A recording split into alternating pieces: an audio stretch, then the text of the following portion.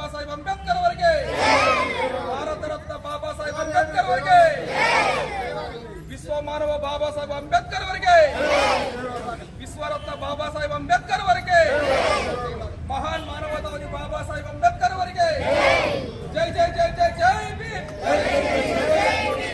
ಏನಿವತ್ತು ಪ್ರಜಾ ವಿಮೋಚನಾ ಚಳವಳಿಯಿಂದ HSR ಲೇಔಟು ಸೋಮಸುಂದರ ಪಾಳ್ಯದಲ್ಲಿ ಶಾಖೆಯನ್ನು ಇನಾಗ್ರೇಷನ್ ಮಾಡಿದ್ದಾರೆ. ಮತ್ತು ಇಲ್ಲಿ ವಿಶೇಷವಾಗಿ ಮಹಿಳಾ ಸಮಾವೇಶವನ್ನು ಏರ್ಪಡಿಸಿದ್ದಾರೆ. ನನ್ನ ಹುಟ್ಟುಹಬ್ಬವನ್ನು ಕೂಡ ಆಚರಣೆ ಮಾಡಿದ್ದಾರೆ. ಅವರೆಲ್ಲರಿಗೂ ಕೂಡ ನಾನು ತುಂಬ ಹೃದಯದ ಅಭಿನಂದನೆಗಳನ್ನು ಸಲ್ಲಿಸ್ತೇನೆ. ಈ ಕಾರ್ಯಕ್ರಮದಲ್ಲಿ ಭಾಗವಹಿಸಿರ್ತಕ್ಕಂಥ ಎಲ್ಲ ಜಿಲ್ಲಾ, ತಾಲೂಕು ಮತ್ತು ನಗರ ಸಮಿತಿ ಎಲ್ಲ ಪದಾಧಿಕಾರಿಗಳಿಗೆ, ಮಹಿಳೆಯರಿಗೆ ನಾನು ಅಭಿನಂದನೆಗಳನ್ನು ಸಲ್ಲಿಸ್ತೇನೆ. ವಿಶೇಷವಾಗಿ ಇವತ್ತು ಇಡೀ ಭಾರತ ದೇಶದಲ್ಲಿ ಪ್ರಮುಖವಾಗಿ ಒಂದು ಕಡೆ ಏನು ಆರ್ಥಿಕ ಅಸಮಾನತೆ ಆಗ್ತಾ ಇರೋದ್ರ ಒಂದು ಕಡೆ ಆದರೆ, ಬೆಲೆ ಏರಿಕೆಗಳನ್ನು ಕೇಂದ್ರ ಮತ್ತು ರಾಜ್ಯ ಸರ್ಕಾರಗಳು ಹೆಚ್ಚು ಮಾಡೋದರಿಂದ ಇಲ್ಲಿ ಕೋಟ್ಯಾಂತರ ಜನ ಬಡವರಿಗೆ ಭಾಳ ತೊಂದರೆ ಉಂಟಾಗಿರೋದು ಒಂದು ಭಾಗ. ಅದರ ಜೊತೆಗೆ ಇವತ್ತು ಏನು ಉತ್ತರ ಪ್ರದೇಶದ ಅಯೋಧ್ಯೆಯಲ್ಲಿ ರಾಮ ಮಂದಿರ ನಿರ್ಮಾಣವನ್ನು ಮಾಡಿದ್ದಾರೆ. ಆ ರಾಮ ಮಂದಿರ ನಿರ್ಮಾಣದಲ್ಲಿ ಏನು ಕಾಣಿಕೆಗಳು ಬಂದಿರತಕ್ಕಂಥ ಸುಮಾರು 200 ಕೋಟಿ ಹಣವನ್ನು ಅಲ್ಲಿನ ಜನ, ಅಲ್ಲಿನ ಏನು ಆ ಟ್ರಸ್ಟಿಗಳು, ವಿಶೇಷವಾಗಿ ಟ್ರಸ್ಟಲ್ಲಿರ್ತಕ್ಕಂಥವರು ಅದನ್ನು ಮಿಸ್ಯೂಸ್ ಮಾಡಿ ಇವತ್ತು ಹಣ ಕಳ್ಳತನ ಆಗಿದೆ.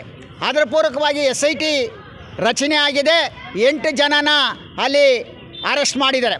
ನಾನು ಕೇಂದ್ರ ಮತ್ತು ಉತ್ತರ ಪ್ರದೇಶ ಸರ್ಕಾರಕ್ಕೆ ಒತ್ತಾಯ ಮಾಡ್ತೇನೆ, ನೀವು ಏನು ಕೆಳ ಹಂತದಲ್ಲಿರ್ತಕ್ಕಂಥವ್ರನ್ನ ಏನು ಆರೋಪಿಗಳನ್ನು ಮಾಡಿ ಬಂಧಿಸೋದಲ್ಲ, ಅದಕ್ಕೆ ಸಂಬಂಧಪಟ್ಟ ಮೇಲ್ಮಟ್ಟದಲ್ಲಿರ್ತಕ್ಕಂಥವ್ರನ್ನೂ ಕೂಡ ನೀವು ಕಾನೂನು ಪ್ರಕಾರ ಕ್ರಮ ಜರುಗಿಸಿ ಬಂಧಿಸಬೇಕು ಅನ್ನೋ ಒಂದು ಒತ್ತಾಯವನ್ನು ಮಾಡ್ತೇನೆ.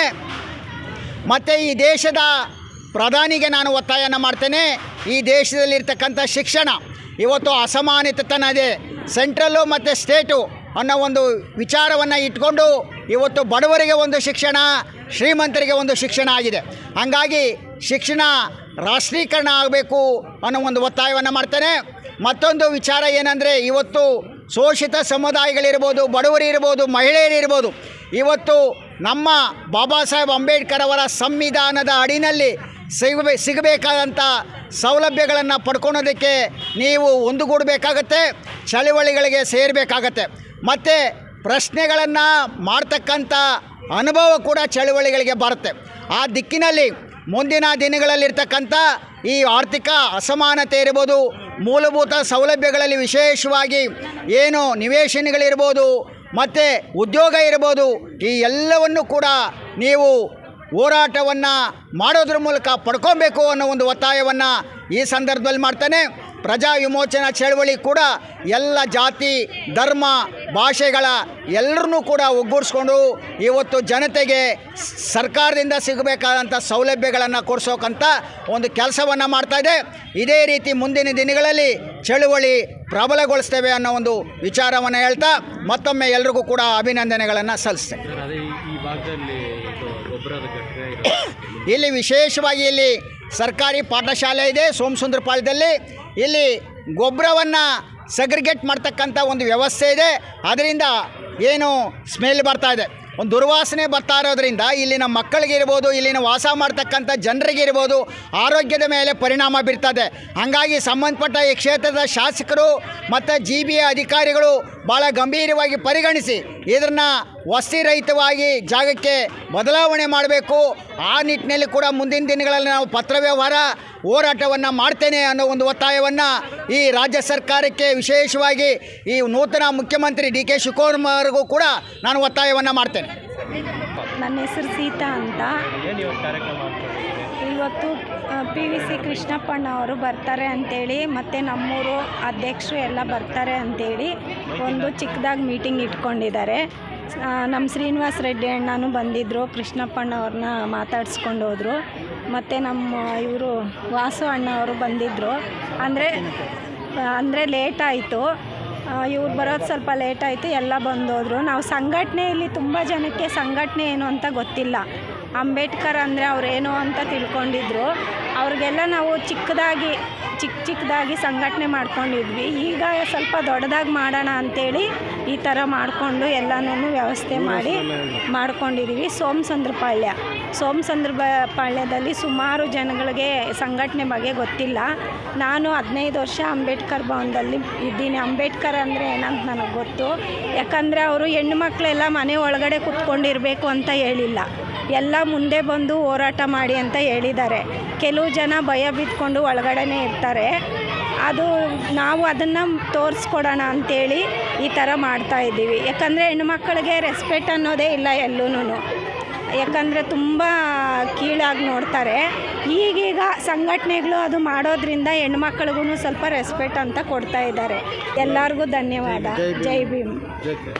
ಬಂಧುಗಳೇ, ಎಲ್ರಿಗೂ ಭೀಮ ವಂದನೆಗಳು ಹೇಳುತ್ತಾ, ಬುದ್ಧ ಬಸವಣ್ಣ ಅಂಬೇಡ್ಕರ್ ಅವರನ್ನು ನಮಸ್ಕರಿಸುತ್ತಾ, ಏನು ಇವತ್ತು ಪ್ರಜಾವಿಮೋಚನಾ ಚಳವಳಿ ಸಂಘಟನೆ ವತಿಯಿಂದ ನಿಮ್ಮ ಮೆಚ್ಚಿನ ಅಧ್ಯಕ್ಷರು ಆನೇಕಲ್ ಕೃಷ್ಣಪ್ಪ ಸಾಹೇಬರು, ರಾಜ್ಯಾಧ್ಯಕ್ಷರು, ಈ ಕಾರ್ಯಕ್ರಮಕ್ಕೆ ವಿಶೇಷ ಕಾರ್ಯಕ್ರಮ ಏನಂತ ಹೇಳಿದ್ರೆ ಮಹಿಳಾ ಸಮಾವೇಶ ಕಾರ್ಯಕ್ರಮ ಹಮ್ಮಿಕೊಂಡಿದ್ದಾರೆ ಸೋಮಸುಂದರ ಪಾಳ್ಯದಲ್ಲಿ. ಈ ಕಾರ್ಯಕ್ರಮಕ್ಕೆ ನಿಮ್ಮ ಮೆಚ್ಚಿನ ಈ ಭಾಗದಲ್ಲಿ ಮುಖಂಡರು ಶ್ರೀನಿವಾಸ ರೆಡ್ಡಿ ಸರ್ ಬಂದಿದ್ದಾರೆ. ಅದೇ ರೀತಿ ರಮೇಶ್ ಅಣ್ಣವರು, ಇನ್ನೂ ಸಾಕಷ್ಟು ಜನ, ಕೃಷ್ಣಪ್ಪರು ಎಲ್ಲರೂ ಬಂದಿದ್ದಾರೆ. ಈ ಕಾರ್ಯಕ್ರಮ ಉದ್ದೇಶ ಏನಂತ ಹೇಳಿದ್ರೆ ವಿಶೇಷವಾಗಿ ಮಹಿಳೆಯರಿಗೆ ನಾವು ವಿಚಾರ ತಲುಪಿಸ್ಬೇಕು. ಸಂಘಟನೆ ವತಿಯಿಂದಾಗಲಿ ಬೇರೆ ಏನೇ ಸರ್ಕಾರದಿಂದಾಗಲಿ ನಾವು ವಿಚಾರ ತಲುಪಿಸ್ಬೇಕಂತ ಹೇಳಿದ್ರೆ ಇಲ್ಲ ರಾಜಕೀಯ ವ್ಯಕ್ತಿಗಳು ತಲುಪಿಸ್ಬೇಕು, ಇಲ್ಲ ಸಂಘಟನೆಯರು ತಲುಪಿಸ್ಬೇಕು. ಆ ರೀತಿ ಈ ಭಾಗದಲ್ಲಿ ನಾವು ಸಣ್ಣ ಕಾರ್ಯಕ್ರಮ ಅಂತ ಎಲ್ಲ ಅದ್ದೂರಿ ಕಾರ್ಯಕ್ರಮ ಆಗಿದೆ. ಸಾಕಷ್ಟು ಜನ ಮಹಿಳೆಯರು, ಪುರುಷರು ಎಲ್ಲರೂ ಬಂದಿದ್ದಾರೆ. ಈ ಕಾರ್ಯಕ್ರಮ ಬಂದಿರೋಕ್ಕಂಥ ಪ್ರತಿಯೊಬ್ಬರಿಗೂ ಅಭಿನಂದನೆಗಳು ಹೇಳ್ತಾ, ಜಗತ್ತಿನ ಪ್ರಜಾಪ್ರಭುತ್ವ ವ್ಯವಸ್ಥೆಯ ಶ್ರೇಷ್ಠ ಗ್ರಂಥ ಯಾವುದಂತ ಹೇಳಿದ್ರೆ ಅದು ಡಾಕ್ಟರ್ ಬಾಬಾ ಸಾಹೇಬ್ ಅಂಬೇಡ್ಕರ್ ಬರೆದಿರೋಕ್ಕಂಥ ಸಂವಿಧಾನ ಅಂತ ಎಲ್ರಿಗೂ ನಾವು ಭಾವಿಸ್ತಾ ಇದ್ದೀರಿ. ಆ ರೀತಿ ಆ ಸಂವಿಧಾನದ ಅಡಿನಲ್ಲಿ ಕೆಲಸ ಮಾಡೋಕ್ಕಂಥ ಪ್ರತಿಯೊಬ್ಬರು ಜನನಾಯಕರು, ಸರ್ಕಾರಿ ಉದ್ಯೋಗದಾಗಿರ್ಬೋದು, ಎಲ್ಲರೂ ಆ ಅಡಿನಲ್ಲಿ ಮಾಡಬೇಕು, ಜನರಿಗೆ ಪ್ರತಿಫಲ ಕೊಡಿಸ್ಬೇಕಂತ ಹೇಳೋಕೆ ಇಷ್ಟಪಡ್ತಾ ಇದ್ದೀನಿ ಬಂಧುಗಳೇ. ಇನ್ನೊಂದು ವಿಚಾರ ಏನಂತ ಹೇಳಿದ್ರೆ, ಒಂದು ಪತ್ರಕರ್ತರು ಬಾಬಾ ಸಾಹೇಬ್ ಅಂಬೇಡ್ಕರ್ ಹತ್ರ ಒಂದು ಪ್ರಶ್ನೆನೇ ಕೇಳ್ತಾರೆ. ಬಾಬಾ ಸಾಹೇಬ್ ಅಂಬೇಡ್ಕರ್ ಅವರೇ, ನೀವು ಈ ದೇಶಕ್ಕೆ ಸಂವಿಧಾನ ಕೊಟ್ಟಿದ್ದೀರಿ, ಅದು ಯಾವ ರೀತಿ ರಕ್ಷಣೆ ಕೊಡ್ತದಂತ ಕೇಳ್ತಾರೆ ಪತ್ರಕರ್ತರು. ಅದಕ್ಕೆ ಬಾಬಾ ಸಾಹೇಬ್ ಅಂಬೇಡ್ಕರ್ ಹೇಳ್ತಾರೆ, ನಾನು ಈ ಭಾರತ ದೇಶ ಸಂವಿಧಾನವನ್ನು 4 ಗೋಡೆ ಮೇಲೆ ಇಟ್ಟಿದ್ದೀನಿ. ಒಂದು ಸ್ವಾತಂತ್ರ್ಯ, ಸಮಾನತೆ, ಭ್ರಾತೃತ್ವ ಹಾಗೂ ಆತ್ಮಗೌರವ. ಅದೇ ರೀತಿ ನಾನು ಸಮಭಾಗವಾಗಿ ನಾನು ಈ ದೇಶದ ಜನರಿಗೆ ಕೊಟ್ಟಿದ್ದೀನಿ ಅಂತ ನಗುತ್ತಾ ಅವರು ಹೇಳ್ತಾರೆ ಬಂಧುಗಳೇ. ಅದೇ ರೀತಿ ಮಹಿಳಾ ಸಮಾವೇಶಕ್ಕೆ ಬಂದಿರಕ್ಕಂಥ ಪ್ರತಿಯೊಬ್ಬರಿಗೂ ಆರ್ಥಿಕ ಅಭಿನಂದನೆಗಳು ಹೇಳುತ್ತಾ ಎಲ್ರಿಗೂ ಇವಾಗ ಜೈ ಭೀಮ್ ಹೇಳ್ತಾ ಇದ್ದೀನಿ ಬಂಧುಗಳೇ.